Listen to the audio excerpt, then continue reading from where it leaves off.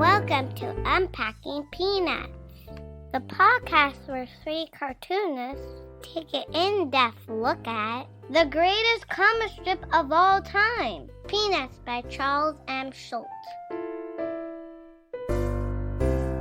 Hey, Blockheads, welcome back to the show. It's season 2 of Unpacking Peanuts. They said it couldn't be done, and we barely did it. But here we are, starting a whole new year of Charles Schulz's masterpiece comic strip, Peanuts. I'm Jimmy Gownley. I'm the cartoonist behind Amelia Rules, 7 Good Reasons Not to Grow Up, and The Dumbest Idea Ever. And I'll be one of your hosts for this evening. Joining me, as always, here to kick off season 2. He's a playwright. He's a composer. He's the co-creator of the very first comic book price guide, the Argosy Price Guide. He is the cartoonist behind such great strips as Strange Attractors, A Gathering of Spells, and Tangled River. It's Michael Cohen. Hey there. And he is the executive producer and writer of Mystery Science Theater 3000. He's a former vice president of Archie Comics and creator of the Instagram strip Sweetest Beasts, Harold Buchholz. Hello. Hey guys, we made it through season 1. We're all good. We're on the other side of it. And we're about to start the second half of the first decade of Peanuts. How does it feel? Yeah, Great. we're in the home stretch. So Yeah, we're basically done. yeah. Everything's happened. This is just coasting from here on out. Coasting from here on out. I'm pretty excited about this year. I think there's lots of interesting things to discuss, lots of good theme and variation from Mr. Schulz. We're starting to get, for my money, into the really classic Peanuts look. What do you guys have to say? Any first thoughts before we jump into it all? Harold, what are you looking forward to in these new strips? Well, one of the things that I noticed in these strips is the presence of children in Charles Schulz's life. I imagine I feel that very strongly, whether it's the case or not. We certainly know in reality he's got quite a brood of kids at this point. He's got a 6-year-old Meredith, 4-year-old Monty, 3-year-old Craig, and they introduce a new baby into their lives, Amy, in August of this year. So that's a pretty full house. And in just 6 years, Charles Schulz's life has really, really expanded. So I think the sense of experiencing children firsthand is very palpable in this year. I sort of agree with that. I think earlier I said that when Schulz was trying to do the things that were particularly kiddish, or stereotypically like kids act, it felt false to me. I think now this stuff, it's a really nice blend of what seems to be really nicely observed, accurate, real kid behavior, combined with Schulz just putting his own psyche and his own thoughts and feelings out into the characters. And so, which of course is peak Peanuts. We are getting into the point where he is just off the charts. Great. Michael, what do you think? Yeah, no, it's definitely peak Peanuts, at least from my point of view. I think he's hit a plateau sometime in 1956 where it's less experimental. We're not seeing new characters come in and out. We're seeing the main cast pretty much fully developed at this point, and this plateau goes on for a long time, and I'm really curious to see if it actually gets higher, because it's just an amazing peak right now. I did want to ask you guys. I do my angerometer or whatever, where I do go through the year and I just try to count the strips where there is a character showing anger. I was curious to know if that changed over the years. Do you have any sense of how this felt compared to previous years, whether there's more anger in the strip or less anger in the strip, or it's pretty much on that even keel? I think we need an embarrassment meter, because I'm seeing a lot of embarrassment. That's true. A lot of, you know what? I prefer to call that chagrin.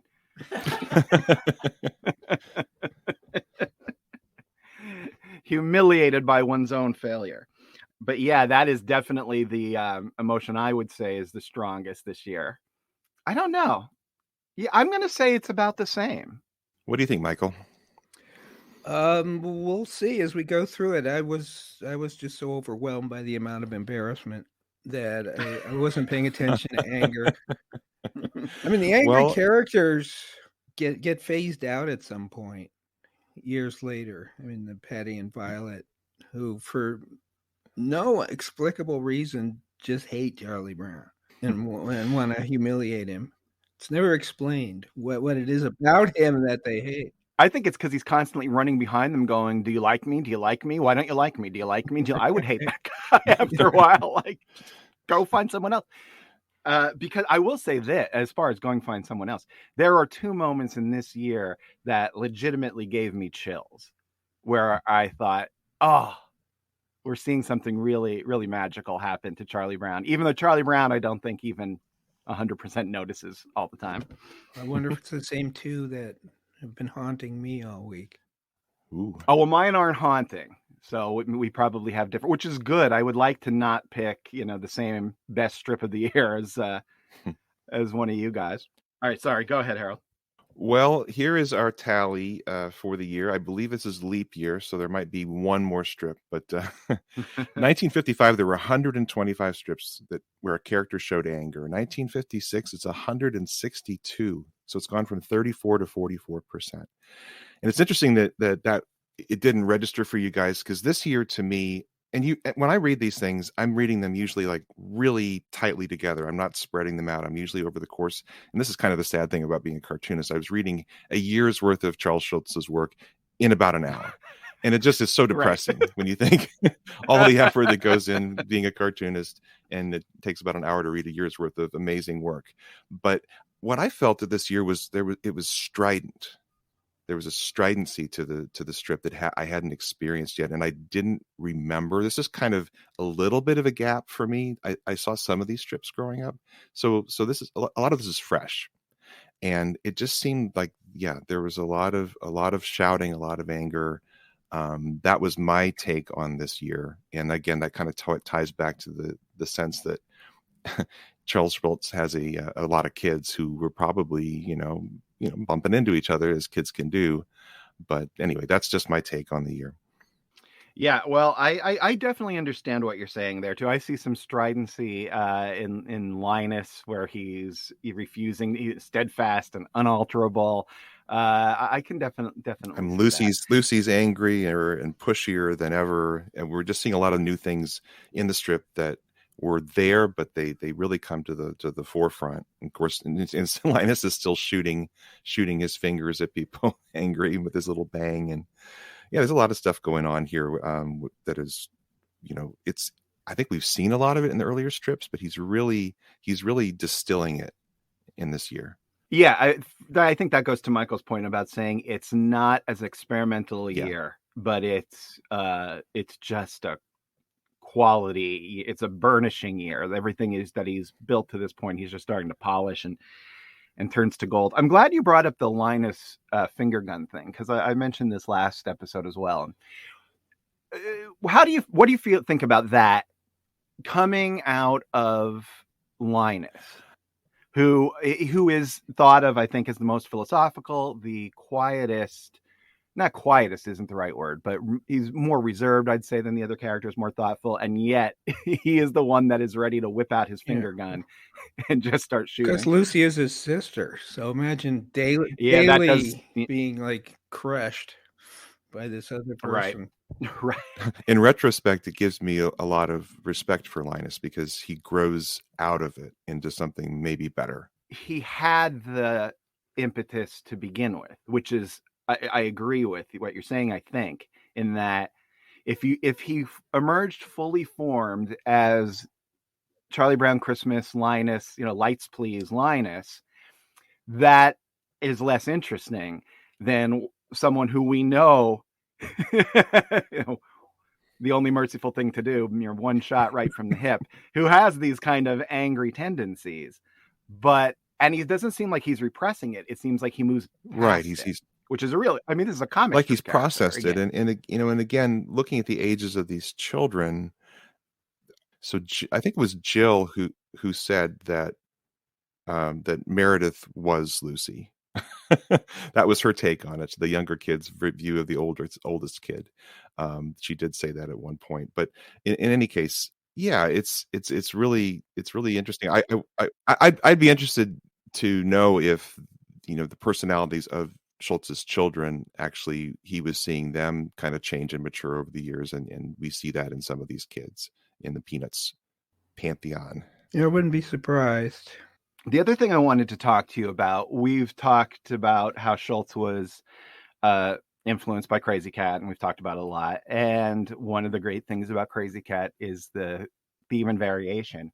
And I wanted to get your guys' take on that in this year. This to me seems like the first year where he is full on going for I have an idea about a particular thing, and here he is just riffing on it, and here's like 4 or 5 thoughts on this one theme or this one setup, and then we get them all in a row. What do you guys think about that? No, I agree totally. And I was suggesting we try something different this year. Up to this point, I don't know if our listeners know this, but we basically are just picking sample strips throughout the year, some dailies, some Sundays, and just talking about those. I noticed this year that there's sort of a third category. There's the daily strip, which is kind of standalone. There's the Sunday, which is almost always standalone. And he's starting to do these sequences anywhere from like 3 consecutive dailies to 5 or 6 that are less like an ongoing story and more like variations on a theme. Like he comes up with an idea of, let's say, something like the kite-eating tree and knocks off 5 different jokes, 5 different separate cartoons. And I think he's finding ways to use them all. So it's essentially the same setup repeated over and over again with different punchlines. Right. Now this is also interesting because one of the things that Schulz indicated in his authorized biography was there are these famous 12 devices that he says contributed to Peanuts' success and its popularity. The kite-eating tree is one of the things that Schulz indicated made the strip a success, and he specifically talked about the sequence we're going to talk about this year, where Charlie Brown is just standing under the tree with the kite stuck up in it, and characters walk by and just talk to him. What's strange about that, though, is Schulz himself said, yeah, that was the week when I first realized, oh, people are really responding to this because I got so many letters about this. And yet, that's in Unseen Peanuts. It has never been reprinted. Really? So I wonder what that is. It's like, yeah, this is great. This is the moment I realized it was a big deal. And also, I didn't want anyone ever to see it again. I mean, do you guys have any idea what that could possibly be about? No. Do you think that's because he thought he nailed it later and the first version was, paled in comparison to what he did afterward? I don't think so, because that would be true of every strip. I mean, so he's leaving things in all the time. And if you are able to look back and go, yeah, that's the moment. And to say I knew it in the moment because I was getting all these responses, my thought is maybe it's too visually repetitive for a book. Because the other problem, he did get a huge pushback from editors who were saying, you drew the same picture 64 times. Why am I paying for this? When you see them all laid out together, it's pretty radical looking and pretty wild. And you realize, oh yeah, there's not a week's worth of Mary Worth where it's just the same picture. It's also possible that there was a page limit on those reprint books, and he was way over the limit on his choices. And by eliminating that week, that he's eliminating 5 strips. Right. That does make sense, because it's sort of you take the whole chunk or you don't take it at all. I could see an editor of the book itself, if they had any say whatsoever, which maybe they did. They said, hey, do you really want to do this? Like you said, it's repetitive.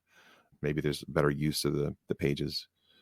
However, I would have loved to have read this in the newspaper as it was coming out. I think that would have been real. I would have wanted to see how long he could keep it going, because that's just my type of humor. I thought it was really, really great to see. How do you guys feel in general? Would you rather see these things broken up as a reading experience, or do you like that we're seeing them in these little sequences, these little sections? I like the fact that I can read the whole year in an hour. And since it's like probably the 20th time I'm reading this year in my lifetime, I don't really have to read it. It's like buried. It's buried Right. in there. I just kind of check, know that one. So I don't know how long. I think I'd have a whole different view of this year if I hadn't seen any of these before. And actually, there was quite a few I Michael, hadn't seen, Well, and I was really.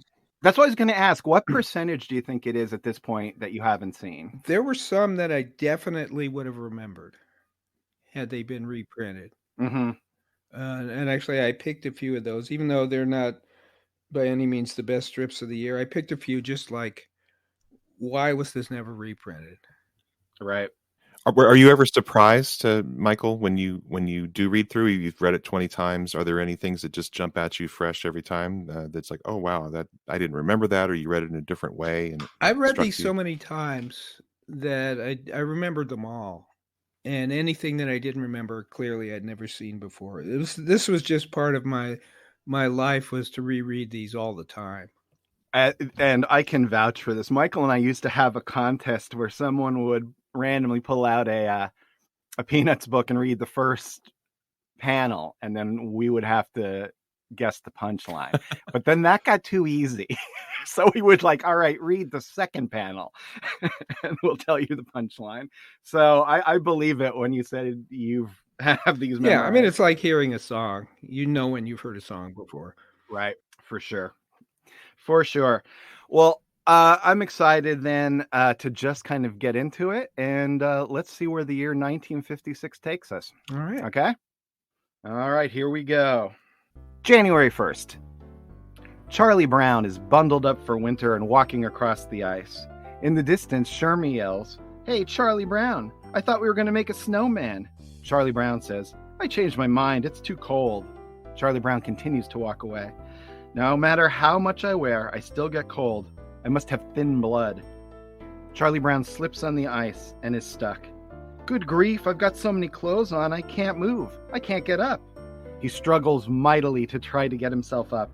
"Whew, it's no use. I'm doomed. I'll never get home. I'll have to lie here until I freeze to death."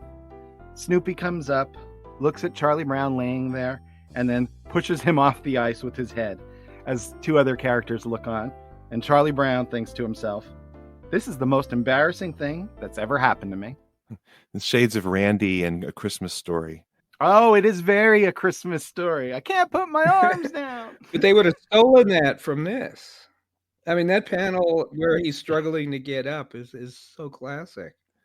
Yeah, I mean, this is one strip that I do remember reading in the reprint books as a little kid, and for some reason, this one really struck me. Now, I grew up in Rochester, New York, and we saw some pretty hefty winters, and that actually, Randy and Charlie Brown, I remember that feeling where you're so bundled up that you can hardly move. And this strip, I selected it because it did stick in my memory, and it just one of those things where you haven't seen something for 50 years, and there's just something that sparks inside of you. The other thing about this strip being the first of the year is interesting to look at. Charles Schulz's art style is, there's still a fair amount of detail in a fairly bleak landscape here. As he goes through the year, I think you can see his style continuing to loosen a little bit. He was so tight around 1954, and he's starting to loosen up. You see it in the lettering.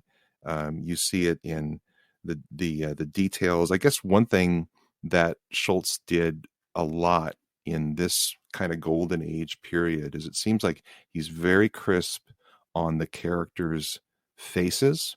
The lines are always just perfect. Charlie Brown's perfect head and the little eye and nose and mouth. It's always a very clean pen line. But then everything around it starts to get looser. And I'm guessing that is a conscious choice on Schulz's part. I think most of these things are, given how brilliant he was.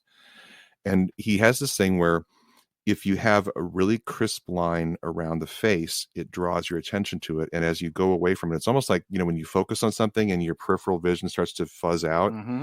He's doing that in line art with pen and ink, where the bodies start to loosen up. The shading is is kind of rougher and freer. When you get down to the feet, there are these little scribbles and lines go off here and there, and he starts to do that more and more. And I hadn't really noticed that, I think, until we started rereading these strips, and I said, "Wow, this is a conscious decision on his part." And as a cartoonist, when I'm drawing the Sweetest Beast comic, I'm like trying to give myself permission to be looser in the style. And when I was looking at some of Schultz's panels, I'm like, wow, he is doing something that's really advanced here that I don't remember seeing other artists do. Maybe this was a thing that he also noticed in artists that he liked, but I hadn't seen someone who would direct your eye with what was clean and really beautifully designy, and then everything else is scratchier, so you focus on the character. But that's fascinating. Hey, do you ever have those moments where, like, you've never heard of something in your life? You never heard of a chimichanga, and then suddenly everywhere you turn there are chimichangas or whatever. I think that's universal, right? The chimichanga paradox is called. Anyway, I was just contemplating this last night in regards to my own work. I was trying to think about peripheral vision, and I was thinking about perspective and thinking, really, when I look around, the world looks more like a Cezanne painting to me than like a Renaissance painting. Perspective, because you're moving and always, it's constantly shifting, and you do have a sort of blurred peripheral vision. And it's fascinating that you pointed that out in relation to Peanuts, because I never thought about that. But in another way, it makes sense, because I think just ingrained in cartoonists' minds at the time is that the face was the most important thing. You'd have guys who had big studios like Will Eisner with The Spirit or Al Cap with Lil Abner. And like the rule was anyone can ink the background or anyone can ink things here and there. But the faces, like Al Cap, even when he wasn't doing much of anything else on Lil Abner, was inking the faces. So I wonder if that was in the back of Schultz's mind, going like, that is the most important thing. And it's just a function of I'm putting all my time there. And then you're having this sort of secondary effect of it changing the depth of field almost. Yeah, I don't know if it has to do with using his time wisely. I'm guessing that he did become aware that the looser stuff around it not only was acceptable, it was desirable. It was what made the strip work better. I just seeing that he was so consistent with it, that he was making drawing styles, because these are so iconic. These drawings are so, a shoe in the Schulz world is a certain kind of shoe, right? And a hand is a certain kind of hand. Once he gets into this, I mean, he's experimenting around in these early years, which what makes the early strips so fascinating. But he's starting to land on a version that's going to last a while, that he seems comfortable with what he's doing. And I'm guessing, when you look at Charlie Brown's, I guess these are boots or galoshes. These are choices he's making that are very, very consciously made, because he's so consistent about it. And it isn't like, well, I have some extra time today, I'm going to draw a really, really clean shoe. Right. Oh, yeah, for sure. For sure. January 8th. Charlie Brown and Linus are standing out in a snowy field. Charlie Brown says, "This looks like a good spot. You build your snow fort way over there, Linus, and I'll build mine here." As Linus walks away, Charlie Brown calls after him, "Let me know when you're ready, and we'll have a big battle." We see Charlie Brown working diligently as he whistles to himself to make a complete circular 18-inch high wall of snow around him. And he says, an impregnable fortress of snow. Then he plants his flag on a stick in the snow and says, "That poor little kid will be sick with jealousy when he sees what I've built." He walks towards Linus with a smile on his face, only to see Linus ensconced in a huge, fairly realistic-looking fortress, saying, "I'm not ready." And Charlie Brown looks out at us, chagrined. Absolutely. All three of us mentioned this strip to talk about. No, this is the Linus as savant thing that Schulz has been doing for a couple of years. He's just infinitely better at everything he does, effortlessly. And doesn't seem aware of it. Right. Yeah. Right. He just, I'm not ready. He just thinks he could work on this and it could be better in a little bit. I love when the real world of childhood gets heightened in the Peanuts world, and I would just like long to play in Linus's Snow Fort. It's so cool looking. I love the way it's drawn. I love the tiny little Linus looking out from the top. It's just it's one of my favorite strips purely for the drawing. I just wonder where he got the castle door and the door is old door handle. It's pretty impressive. I assume that's snow and ice. We should look at it in color if this is one of the strips that have been recolored, because I don't think it probably has been actually, but if it was, it'd be interesting to know.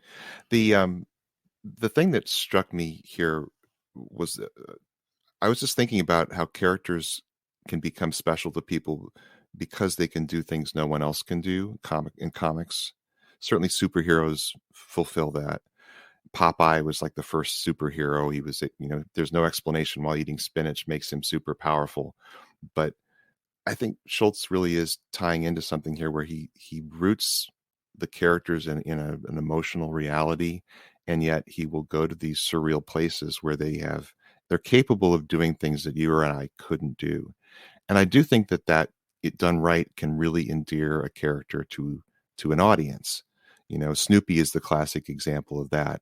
Snoopy just continues to get more and more and more surreal, and he's the Cheshire Beagle, and I think that's a part of why Snoopy is so special to us, is because he's rooted in being a dog, but then every once in a while he takes us to this amazing place that we can't go, and yet we go with him.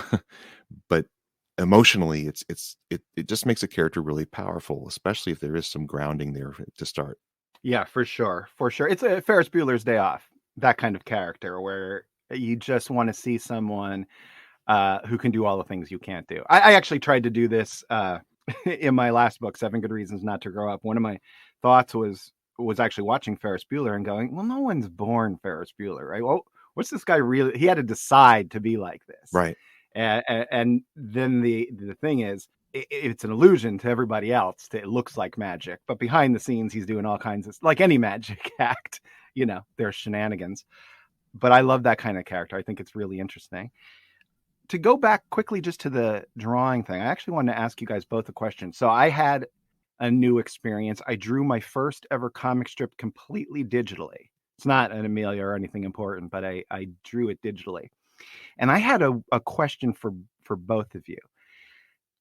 Because you both drew with traditional tools. And Michael, I mean, by the end, most of Strange Attractors and stuff was a traditional brush, right? All of it was a traditional brush. Yeah. So when you guys switched to digital, yeah, I personally can still tell it's your art in a heartbeat. And I don't see the charm of it being worn off by digital. So I was wondering, do you guys are you trying to replicate analog tools are you trying to make your brushes work like real world things, or are you just doing your own thing? When I went digital for the first time, it was a short fantasy story, and I hadn't drawn in a long time, and I didn't know anything about any kind of digital drawing tools. So I basically drew this strip with a mouse.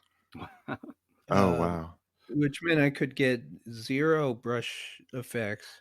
But what I ended up doing was just blowing everything up so tight that I'd spend like an hour on the eyeballs trying to get all the little lines, exactly perfect, and realized after a while, it gave it sort of a strange look because it didn't look at anything at all like my art, because my inking was always my weakest point. I tried to be clean, but I was a sloppy inker. And then suddenly, just by making the drawing so big that the inking became tighter than any human could do with real tools. And then when it shrunk it down, it had this totally different look. So I do think that did not look like my art at all, which has made me happy because I hated my art. See, I could tell it's your art, though. I could always tell it's not your on art. the Kara story from Forbidden. No, I know what one you're talking about. I know exactly which one you're talking about. No, I could tell. I think we see our own art much differently. And I know probably the three of us are hypercritical because that's just how we are. But I'm not sure how much of a difference or if the world did see a difference, they wouldn't be able to say, that's digital. Or sometimes I can look at a piece of art and go, that's digital. And I feel the same way about yours, Harold. I look at that and it doesn't jump out at me and go, that's done with a computer. So I was just wondering the same for you. Yeah, I feel like I don't like it when I can tell something is digital, or at least it takes a while for me to get past it. Right. But I think in my case, when I'm trying to ink Sweetest Beasts, there was an ink style I always wanted to accomplish that I sometimes did well, and sometimes I felt like, well, you have like one chance at it on a piece of paper, unless you want to do some crazy whiteout thing. And I was often drawing the characters and their expressions when I was writing the strip in the thumbnail, and then I would actually try to just retain that and blow that up, and then like not trace, but I would take the tiny little thumbnail character that I had drawn because I was looser with it and there was more expression and freedom. It's kind of like in the manga rule where a character can change, go off model as long as the expression and the emotion is true, or Ren and Stimpy in the animation world. And I loved that. And so, the cool thing about digital was I could absolutely be true to the original rough drawing and then maybe, clean it up a little bit. And then when you go after it on the ink side, I love the digital because I'm getting the brush stroke that I want. And maybe it takes 3 tries, but I get 3 tries. And so if the third one is what I wanted, that's wonderful, because it used to be, you just hope for the best, that, sometimes you have to walk away from the table because you're just not able to draw. Your head's in the wrong place or whatever. And here, my head being in the wrong place, but I have a third chance. I have a fifth chance to get that beautiful line. And if you ever look at any of the things on Instagram, when I do little reels they kind of have the sped up thing. Clip Studio Paint can record what you're drawing. It has a sped up version of what you do, and you see the shimmering of the line, and that's because I drew it, redrew it until I got the line I wanted. Yeah. And that was in fact, I had Clip Studio Paint years ago, and I didn't use it because I was so disappointed with the brushes. The brush would not give me the brush that I was looking for. And then that got fixed, about 3 years ago. And I was like, wow, this is better than what I can do on a consistent basis on paper. The frustrating thing, as we all know, about being a cartoonist is you've got a style whether you want it or not. Right. Yeah. Your style is your imperfection, right? Yeah. You can learn to copy, but basically if you're just drawing casually, it comes out you. Mm-hmm. Yeah. And it is sort of a blend of all your influences, but it's more than just line control. A lot of it, I think, has to do with just the way you lay things out in your head. Kind of the design of the panels. We all have tendencies to put certain characters in certain places and balance things off in different ways. You can't fight that. I mean, and that's how people are always amazed. If you meet somebody who isn't a big comic fan, and when they find out you can identify the inker in like any page, right. Just by looking at one panel, you know exactly who inked it, and that person had a personality. And I don't know if they were trying to get away from it or not, but it's just like a fingerprint. You just can't hide it. And Charles Schulz, it just seems like he leans into his uniqueness, and I so respect him for that. I think that's part of why cartoonists, not only just for the characters and the writing, but that cartoonists really respect Schulz, because he does have this voice of the pen that's different than anybody else's. And that is one of the joys of cartooning. I never thought of it, Michael, but yeah, it's like when I draw, that drawing looks like something I created. That little character I drew is my character, and there's no getting around it. And if someone else draws my character, it's not my character, it's they're my character. Right. And there is something special about that, knowing, oh wow, there's some magic to see, oh my gosh, I put this down on paper and it is my handwriting, and I don't know why that is, but if I didn't draw this little character, that character wouldn't exist. And someone else can't fill that gap. Mhm. Yeah, that's the whole. I know we're spending a million hours and we're on like the second strip of the year, but this is all really important stuff to me. And how did you just describe that about what did Schulz leans into his uniqueness? Is that what you said? Because that's that is the thing you should tell every cartoonist. Lean into your uniqueness, because that's what you can do. And it doesn't matter if it's digital or analog, because you're the one controlling it either way. And like Michael said, you have a style, whether you want to or not. I mean, I basically did an entire comic book series called Shades of Grey before Amelia and before there was 50 Shades of Grey. Thank you. I was 15 when I came up with the stupid title. I have no idea what her excuse was. But while I'm proud of the stories, I was intentionally trying to draw in a way that I can't really draw. And that's so stupid. And it seems so obvious not to do that because I couldn't do it. And yet at the same time, Jimmy, I have to tell you that the thing that I didn't get when I did my first comic book, which was called Apathy Cat back in 1995, was I thought I was going to be judged for the art. And nobody judged me for the art. Nobody said anything about the art.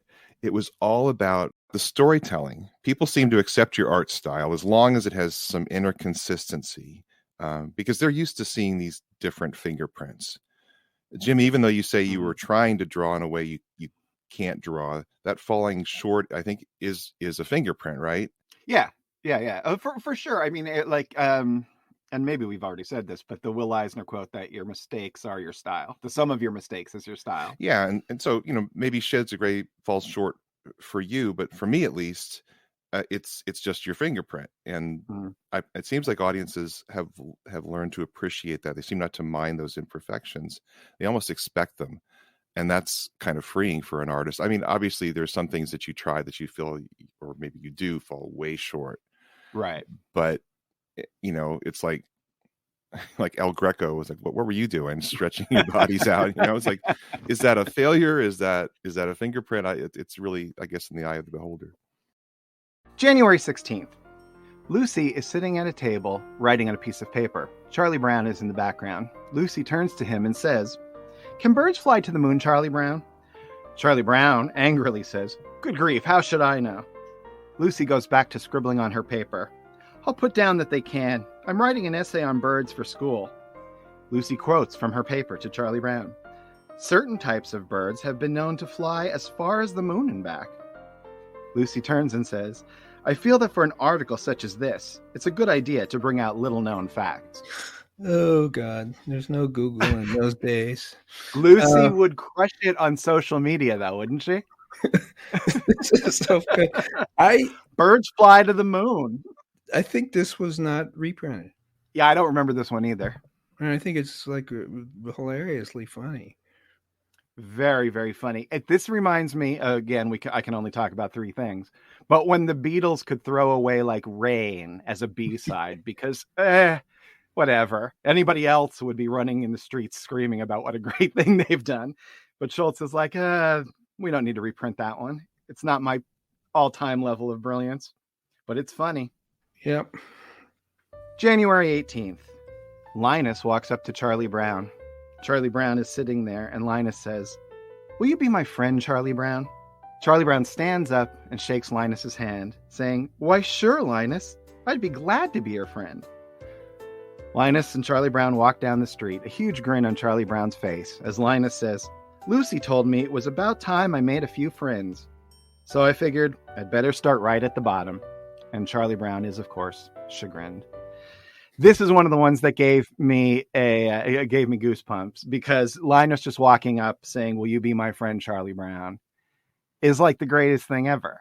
Because if there is an aspect of Peanuts that is my all-time favorite, it probably is the relationship between Charlie Brown and Linus, just because I think it works so well, and the younger character being the wiser one. And the other thing that struck me about this is all Charlie Brown wanted. And yes, it didn't come out necessarily the way he'd hoped, but this is someone who wants to be his friend. And he forgets about it in like a week and is still saying nobody likes him. No one wants to be his friend, but Linus will be. But this one is really strange. This is kind of the anti-Shermie test. where I don't see Linus saying that. Linus is always very careful about not hurting people's feelings. Is he at this time though?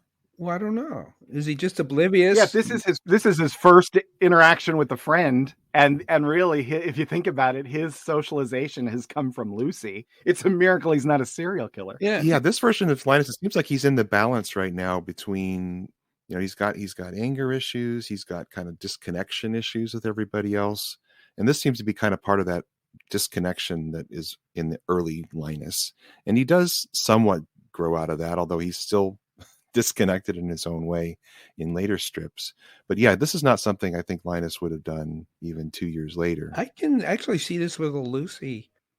But the difference is I don't think Linus isn't either being cruel, and I don't think he's trying intentionally to get Charlie Brown's goat. He's just saying it. I think it's naive. Like, oh, well, okay, well, I had to start at the bottom, so all right. Because he's focused on that. Now I got a friend. You start at the bottom, but all right. And yet I still want to be Linus's friend, even though you'd say that about me because he's Linus.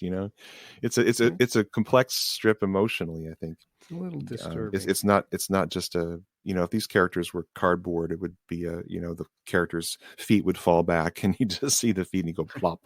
Right. but wait, Michael, you said it's disturbing. Yeah. Why is it disturbing? It's because it's a really cruel thing to say, and to not have a character like Linus, who's really the only one who shows empathy to everyone, to be so oblivious to what he's saying.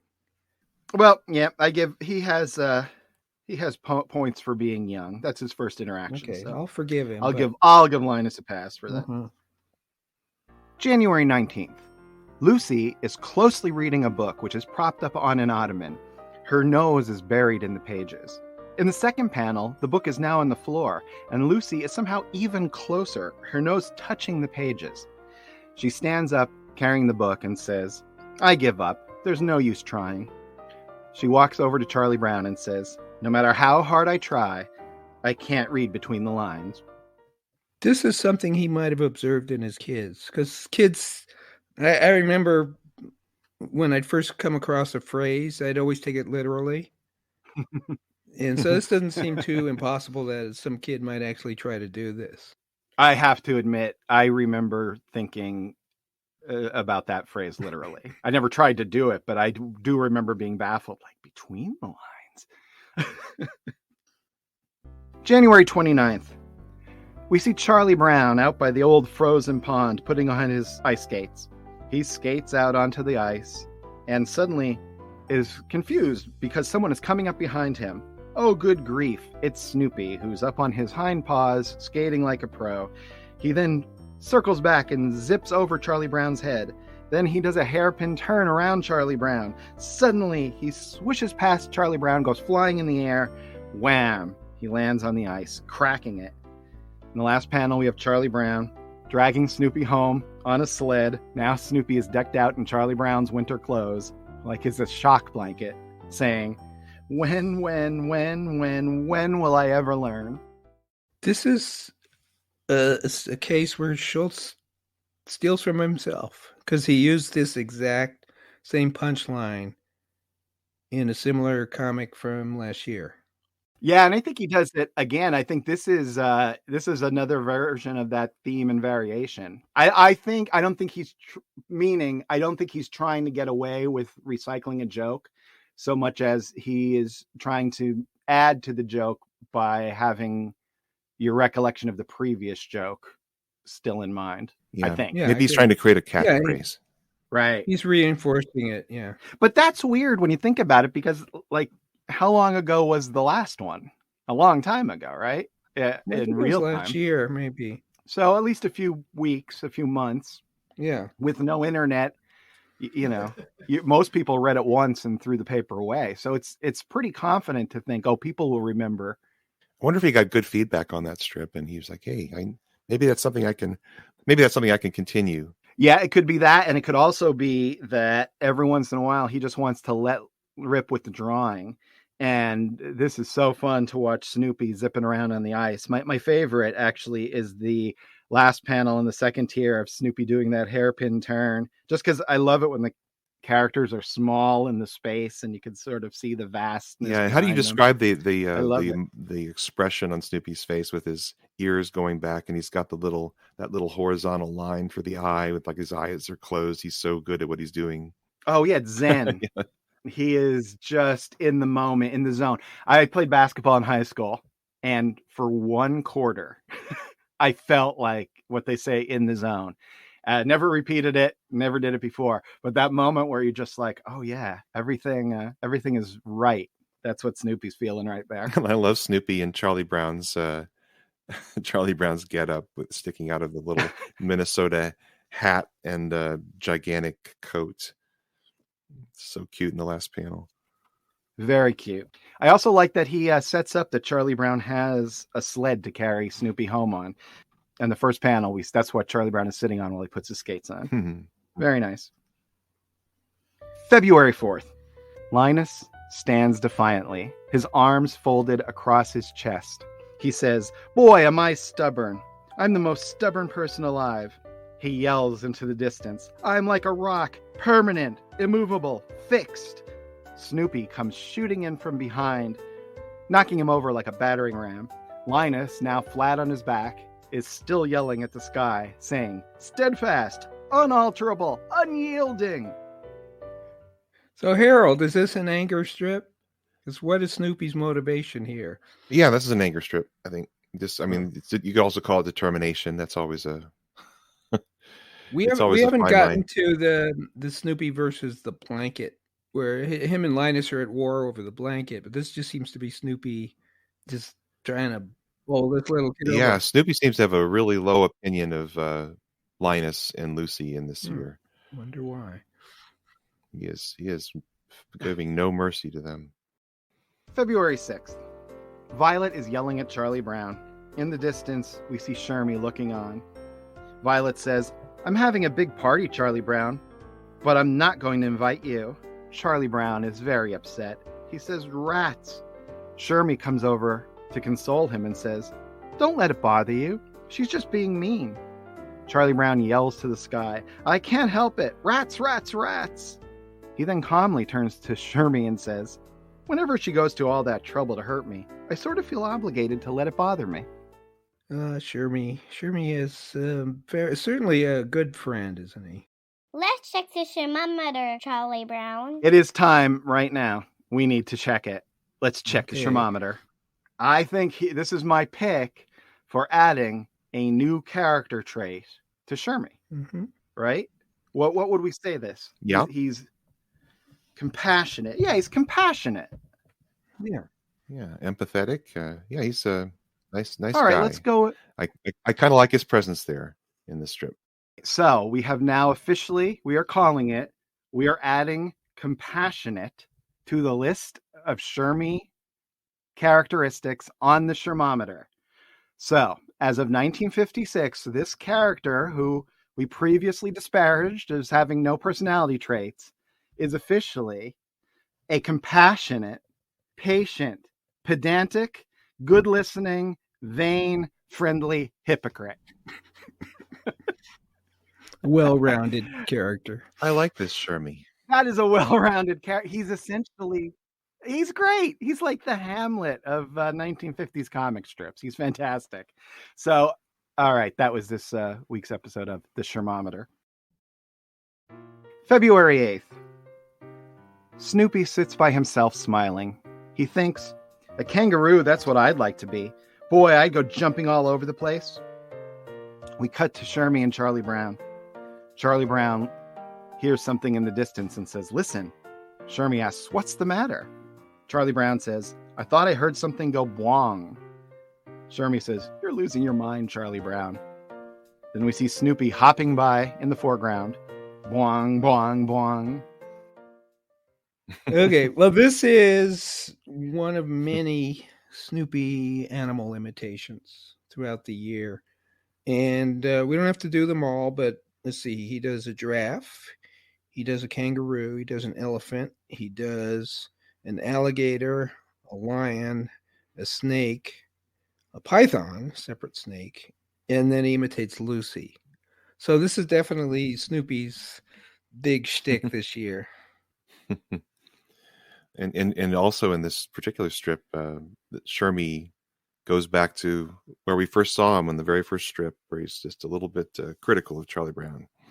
Yeah, it goes back to Shermie being slightly older, feeling, I think, that he's maybe a little bit beyond these kids. Well, Shermie is saying you're Yeah, like a losing year your ahead mind, of him. Charlie Brown, and it's my theory. And when we come to those strips, I will point it out that Charlie Brown actually is losing his mind. Oh, I can see that. Wow. I can absolutely see that. I can't wait to hear more. February 11th. Charlie Brown is walking away from Patty, who's screaming at him, saying, "Dope, fool, simpleton." Charlie Brown turns back and says, "Sticks and stones may break my bones, but names will never hurt me." He walks away. Then in the last panel, we see him being hit in the head by a stick and narrowly misses being hit by a stone. I can't believe no one's used this gag before. Well, I think they probably have. I mean, in retrospect, it's really obvious, but I don't know if I've seen it. Well, maybe in Winnie Winkle. Wasn't that character's name in the... or Harold Teen. Maybe they did a... Harold Teen, I think they probably did a Sticks and Stones. Or Archie. Harold Teen. Yeah. We'll have to do a big Archie database check. February 12th. Linus approaches his toy box. He removes from it 2 small toy telephones that are connected by a single wire. They are very tangled. Linus works to untangle them. He works to untangle them in 1 panel, 2 panels, 3 panels, 4 panels, 5, 6, 7, 8, 9, 10, 11 panels of him getting progressively wilder and more frustrated as he tries to untangle these phones. Then he walks away completely enwrapped by the phones and their cords, just to go back, sit with his thumb in his mouth, his blanket next to his cheek, a scowl on his face, completely wrapped up in the toy phone cords. This is me with headphone wires. How do they do that? You know what? We should get a physicist on here. Explain how that happens. Yeah, I think he tries a few angles here we haven't seen before in Schulz. That bottom tier, far left, where he's upside down with his legs splayed. It's really funny. Like he's and for some reason his hair is he must be using Brill cream because I don't know what's going on, or some just clay. Great drawing all across it. It's beautiful. I would love to have like a wall size poster in black and white of that panel Harold just described. I think it would look like a great piece of modern art on the wall. So good. February 16th. Patty and Violet are walking in the snowy landscape. Patty says, "Don't you think Rin Tin Tin and Lassie are wonderful?" Violet says, "I don't think there's another dog in the whole world that can compare with them." They both are smiling as they continue to walk on the ice, saying, "I don't think so either." Just then, Snoopy zips by them, confidently up on his hind legs, skating up a storm. This is the other strip that gave me chills, because to me, this is Charles Schulz, laying down the gauntlet. He is saying my creation is not only equal to these other pop cultural phenomenons, but probably greater, which for a very shy retiring cartoonist from Minnesota, I love the sheer gutsiness of it. It's great. Kicks their butts. Yeah, and he's right. Yeah, they had TV series at this point, and Snoopy did not. He had not yet had the opportunity to be on television, but he's going to be there soon. Yeah, that made me wonder. It took 15 years for Peanuts to become animated and put on television in the form of a special. Not many cartoons or comic strips, though, really became animated specials back then. Were there? I mean, there were a few. There were like Dick Tracy had a TV show, but that was even in the 60s, an animated show. It wasn't like Barney Google and Steffi Smith and Crazy Cat. Well, actually, King Features owned an animation studio, so they were like, okay, let's use all of our characters. Beetle Bailey was animated for a while. Yeah. Oh, really? I don't remember that. Popeye, of course. Of course, Popeye. Oh, this is the second time we mentioned Popeye. Do you guys know how Popeye originally got his powers? Not the spinach. Do you know the original No. one? Mm-mm. Rubbing the hairs on the head of the wiffle hen. Less catchy. Yeah. Hard to market. Also, the whole first Popeye story is like a complex Christ analogy. We won't get into that one. We'll talk. Wow. But Elsie. Popeye starts off as a really odd strip. Okay. Can I bring up a cartoonist thing on this strip? Yeah. Okay. I don't know if most non-cartoonists would know the term spotting blacks, but Mhm. it's been pounded in our heads There's some. that There's some. you have to, if you put blacks on we're talking about a black and white cartoon, they need to balance in the panel. So if you have a big black area on one side of the panel, you need to balance it with a black area on the other side of the panel. And there are masters of this. May I mention Alex sure. Toth, who I hate, who people talk about, boy, he could really spot blacks. In this strip, Schulz is ignoring that completely because he's got Violet, the brunette, wearing a black coat, and Patty, the blonde, wearing a white coat. And so all the blacks are off to one side, and there's nothing to balance them. Well, as a self-taught cartoonist, I never knew that. You were supposed to balance the blacks. Oh, really? No. So this is like 60% of my mental space while I'm drawing is thinking about that very thing. well, I guess I'll Like become the a better actual physical cartoonist act of because of this drawing, because I'm never podcast. happy with the way I do it. I think I'm slowly becoming worse. Well, start noticing it. Hey, Harold, if you're reading like Jaime Hernandez, he's like the master of this. for sure. I'll have to check it out. And it's somehow it just makes it all, even though you're not conscious of it, it makes it all seem right. For some reason, I always thought spotting blacks was filling them in. You know, Oh. that's what I always thought spotting blacks meant. This is news to me. And by the so- way, I just got your earlier joke of spotting blacks. There's some. That's very clever. I'm sorry I wasn't sharp enough to catch it in the moment. well, I wasn't sharp enough to catch the real meaning. So.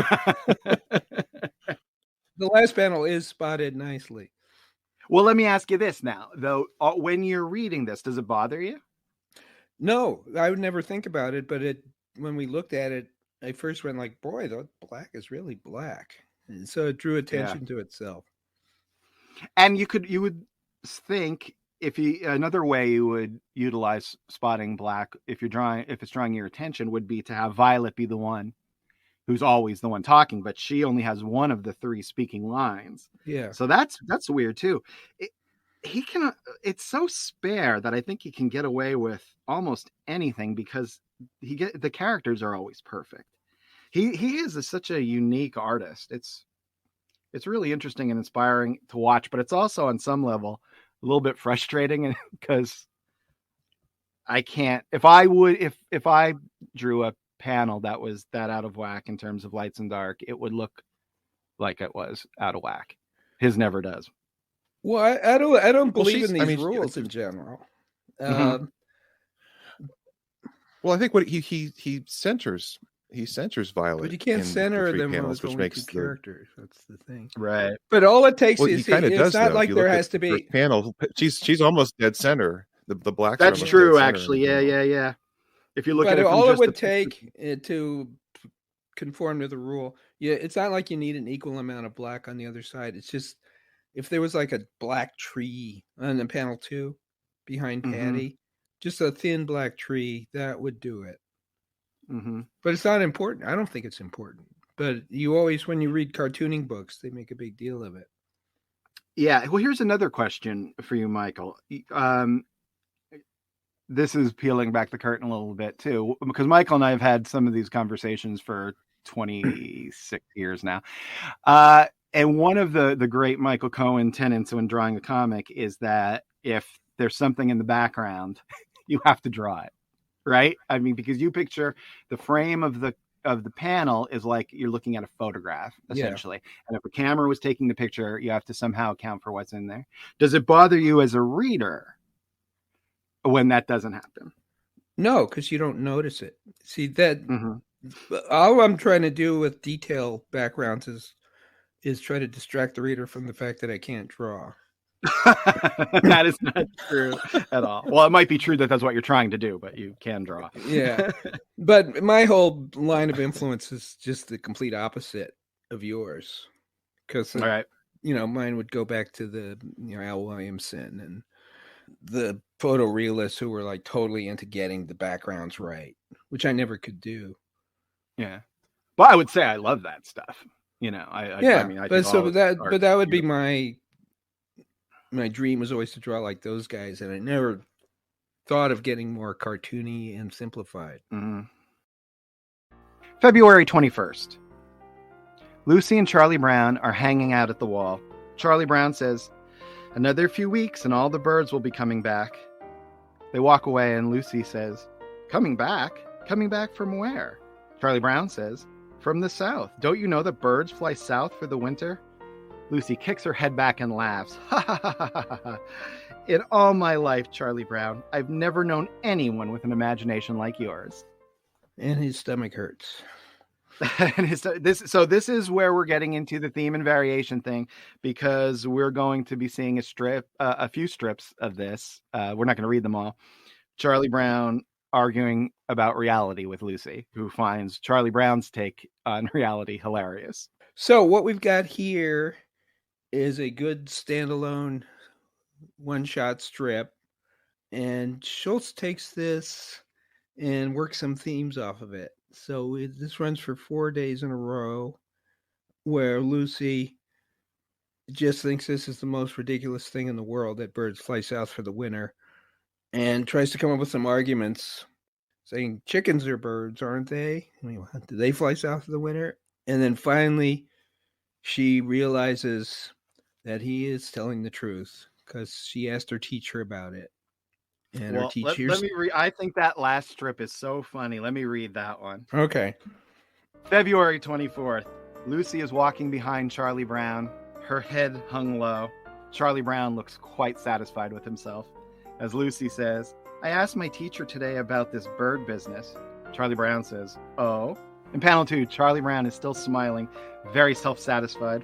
Lucy says, "She said you were right, Charlie Brown. Some birds do fly south during the winter." Lucy is back to contemplating reality at the wall and says, "You know what?" Charlie Brown asks, "What?" Lucy says, "I think I'll see if they'll let me change teachers." That's the 21st century America. If you don't like the reality, someone else will tell you a different reality, and then you can just go listen to them. Exactly. So Lucy is 70 years ahead of her time. Totally. Lucy would rule the world if she was a real person in this era. Now, in Lucy's defense, she is right about chickens not flying south for the winter, and it's some birds in number 4. In this well, that's strip. How they get it. So, yeah, it's a false equivalency. Well, but he didn't say all birds, he did say all the birds will be coming back. So, there's a little bit of, error on not Schultz's part, but on Charlie Brown's part. Wishy-washy Harold. No. Mostly on Lucy's. No, that's the problem. It's true. Charlie Brown is 99.9% right. So if you say 0.1%. But not in communication. He's not 99% right in communication. He said all the birds will be coming back, and that could be misconstrued, honestly. Now, Lucy takes it to a great extreme. Well, yeah, because that's what it's actually about. It's about finding that 0.1% that allows you to keep your version of reality in the face of overwhelming evidence to the contrary. That's the problem. And go, well, this was wrong, so I must be right. I don't know. He says all birds, and she has problems with that. Yeah, and that's why we are where we are. I understand why she's thick-headed and ignorant. I'm just saying it's not a good thing. All right. Well, I'm just saying Charlie Brown was wrong. All birds do not come back. All right. Hey, you know what? Why don't we stop there? I know it's only February, right? But why don't we stop there for this episode? Because I had us talk so long about the craft of cartooning, which, let's face it, that's the only reason I really wanted to do this whole podcast is to talk about cartooning with my pals and discuss the greatest comic strip of all time. But we'll be back next week where we will continue 1956, where we have tons of great stuff still to discuss. Peanuts just keeps getting better and better and better. So I'll tell you what, come back next week and we'll get right back to it. Until then, you can check us out on our social media at Unpack Peanuts. That's on both Instagram and Twitter. Or you could also go to unpackingpeanuts.com and you can go vote on your favorite strips of the year, as we've been calling them out for the past few episodes. You can sign up for the Great Peanuts reread, and you could just shoot us an email and let us know how you're doing, because I'm concerned. I want to make sure you're doing well. So come back next week, and that's what we're going to do. Until then, I'm Jimmy from Michael and Harold. Be of good cheer. Yes, be of good cheer. Be of good cheer. Unpacking Peanuts is copyright Jimmy Gownley, Michael Cohen, and Harold Buchholz. Produced by Liz Sumner. Music by Michael Cohen. Additional voiceover by Aziza Shakrala Clark. For more from the show, follow Unpack Peanuts on Instagram and Twitter. For more about Jimmy, Michael, and Harold, visit unpackingpeanuts.com. Have a wonderful day, and thanks for listening. You blockhead!